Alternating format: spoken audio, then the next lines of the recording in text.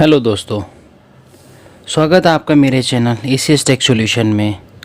मैं संजय कुमार एक बार फिर से आपके सामने, और आज मैं आपको बताना चाहता हूँ और बताने जा रहा हूँ एक छोटा सा वीडियो है आपका टीडीएस की रिटर्न को रिवाइज़ करने के स्टेप्स क्या क्या होते हैं, टीडीएस रिटर्न फाइलिंग के प्रोसेस क्या क्या होते हैं। तो इस वाली वीडियो में हम सिर्फ रिवाइज रिटर्न के स्टेप डिस्कस करेंगे और आगे प्रैक्टिकली कैसे हम रिटर्न को अपलोड करते हैं, कैसे हम रिटर्न फाइल करते हैं, ऑनलाइन ऑफलाइन कैसे हम रिटर्न को फाइल कर सकते हैं टीडीएस की, वो भी आगे बताएंगे। पर इस वीडियो में सिर्फ हम अपने स्टेप डिस्कस करेंगे कि हमारे कौन कौन से स्टेप होते हैं टीडीएस रिटर्न को रिवाइज़ करने के। तो सबसे पहले हमारा जो पॉइंट है, सपोज हमारी कोई डिफ़ॉल्ट जनरेट हुआ है तो सबसे पहले हमें उसको चेक करना है। Need to check default status कि मेरा रिटर्न ओरिजिनल रिटर्न रिवाइज करने के बाद कोई मेरा डिफ़ॉल्ट तो जनरेट नहीं हुआ, due to any of the reason मेरा डिफ़ॉल्ट जनरेट नहीं होना चाहिए। अगर हुआ है तो उसी केस में हम अपनी रिटर्न को रिवाइज करते हैं।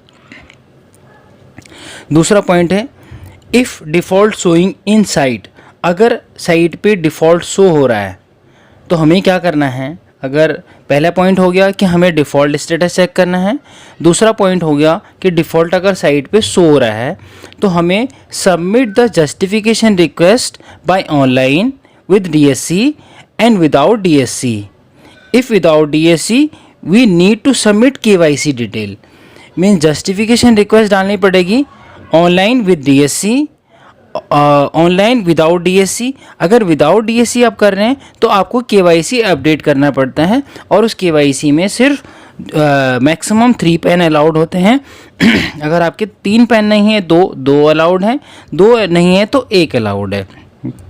मीन्स अगर किसी भी चालान के अंदर आपके मैक्सिमम 3 डिडक्टी हैं जिनका पैन नंबर आपको मेंशन करना होता है तो तीनों का डालना है। अगर आप किसी भी चालान में मैक्सिमम 2 पैन है तो 2 डालना होता है, और अगर 1 पैन है तो 1 पैन नंबर आपको मेंशन करना है। उसी के साथ अगला पॉइंट है check justification request status if available then download. अगर आपका जस्टिफिकेशन रिक्वेस्ट जो आपने डाली थी अगर वो आपके पास आ गई है, वहाँ साइट पे अवेलेबल शो कर रही है, तो अब आप उसको डाउनलोड कर लोगे। उसके बाद अगला आता है डिफ़ॉल्ट समरी डाउनलोड, कि जो डिफ़ॉल्ट की समरी है, जस्टिफिकेशन समरी है, उसको आपने डाउनलोड करना है। जब आपके जस्टिफिकेशन डाउनलोड कर लिया कि आपको पता लग गया मेरा डिफ़ॉल्ट है, आपने जस्टिफिकेशन समरी डाउनलोड कर ली कि डिफ़ॉल्ट का रीज़न क्या है, उसके बाद आपने क्या करना है, need to check the reason. आपको अब उसका रीज़न चेक करना है कि किस रीज़न से मेरा डिफ़ॉल्ट जनरेट हुआ है। अब आपको रीज़न भी पता लग गया कि आपका जो डिफ़ॉल्ट है वो किस रीज़न से आया है। उसके बाद आपको क्या करना है, if amount is payable then pay the outstanding tax, after that need to add challan to statement.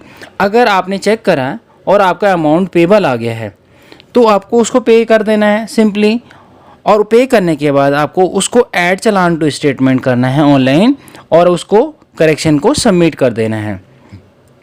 और अगर आपकी गलत जस्टिफिकेशन डाउनलोड हुई है, आपकी गलत डिमांड निकली है, तो आप उसको चेक करेंगे और सबमिट कर देंगे दोबारा से रिटर्न को, तो डिपार्टमेंट उसको रीचेक करेगा। जब आपने करेक्शन सबमिट कर दिया, करेक्शन सबमिट करने के बाद आपने उस एफवीयू की रिक्वेस्ट सबमिट करनी है। एफवीयू की रिक्वेस्ट होती है कि आपको जो एक्सेल फाइल होती हैं, एफवीयू की जो फाइल होती है उसकी रिक्वेस्ट डालनी कि मुझे अपना डाटा ठीक करने के लिए मेरे को एक एक्सेल फाइल दो, जो मैंने रिटर्न फाइल करी थी ओरिजिनल रिटर्न को डाउनलोड करने के लिए रिक्वेस्ट डालनी होती है। फिर उसके बाद होता है check FVU request status if available then download. अगर एफवीयू आके आपने रिक्वेस्ट डाली, वो साइट पे अवेलेबल हो गया, तब आप उसको डाउनलोड कर लेंगे एफवीयू फाइल को। एफवीयू फाइल डाउनलोड होने के बाद आपने क्या करना है, if you are file TDS return through any software then import FVU file in software.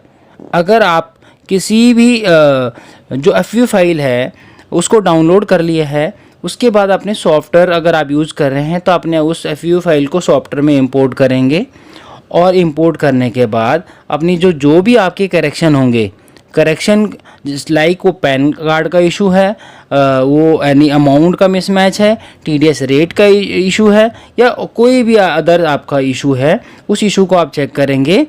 उसके बाद आप अपना जनरेट करेंगे अपने TDS रिटर्न को सॉफ्टवेयर में, और आपकी रिटर्न रिवाइज का प्रोसेस कंप्लीट हो जाएगा। वही चीज़ अगर आपके सॉफ्टवेयर को यूज़ नहीं करते तो आपने क्या करना है, अपनी FVU फाइल को अपने एक्सेल में कन्वर्ट करना है।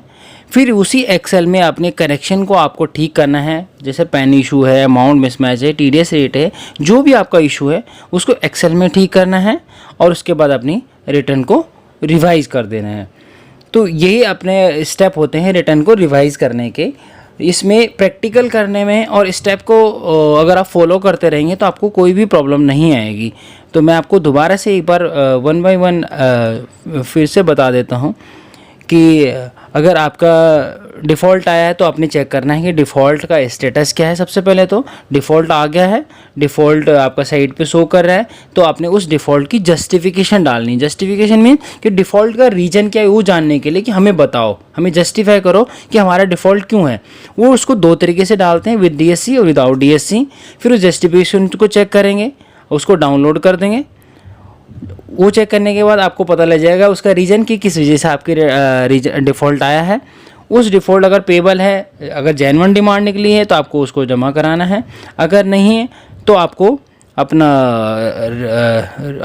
डिपार्टमेंट में इंटीमेट करना है कि मेरे डिफ़ॉल्ट गलत निकला है। अब अपने उसको कुछ नहीं करेंगे, और उसी के साथ अपने ऑनलाइन चालान को ऐड करेंगे स्टेटमेंट में, और करेक्शन को सबमिट कर देंगे। फिर उसके बाद FVU फाइल की रिक्वेस्ट डालेंगे। FVU फाइल अगर आपकी अवेलेबल होगी उसको डाउनलोड करेंगे। आपने सॉफ्टवेयर के थ्रू रिटर्न फाइल करें तो उसको सॉफ्टवेयर में इंपोर्ट कर देंगे। सॉफ्टवेयर में पेन नंबर जो भी आपके एरर्स हैं उनको आप ठीक कर देंगे। और अगर मैनुअल कर रहे हैं तो उस FVU फाइल को अब अपने एक्सेल में कन्वर्ट करेंगे, और एक्सेल में उस एरर को ठीक कर देंगे, और आपकी रिटर्न रिवाइज हो जाएगी। ये कुछ पॉइंट्स होते हैं जो हमारे को रिटर्न रिवाइज करने के लिए फॉलो करने होते हैं, हमें रिटर्न रिवाइज करते टाइम चेक करने होते हैं। अब प्रैक्टिकली करने में और ये सब पॉइंट्स को देखने में थोड़ा सा डिफरेंस तो होता है, पर यही इन्हीं पॉइंट्स के साथ में आपको एक बार रिटर्न रिवाइज प्रैक्टिकली करके दिखाऊंगा तो आपको ज़्यादा समझ आएगा, आप ज़्यादा अच्छे से समझ पाएंगे। तो दोस्तों इसी पॉइंट्स के साथ मैं इस वीडियो को यहाँ पे रोकता हूँ, और अगले वीडियो में मिलूँगा आपको किसी नए टॉपिक के साथ में। Thank you so much.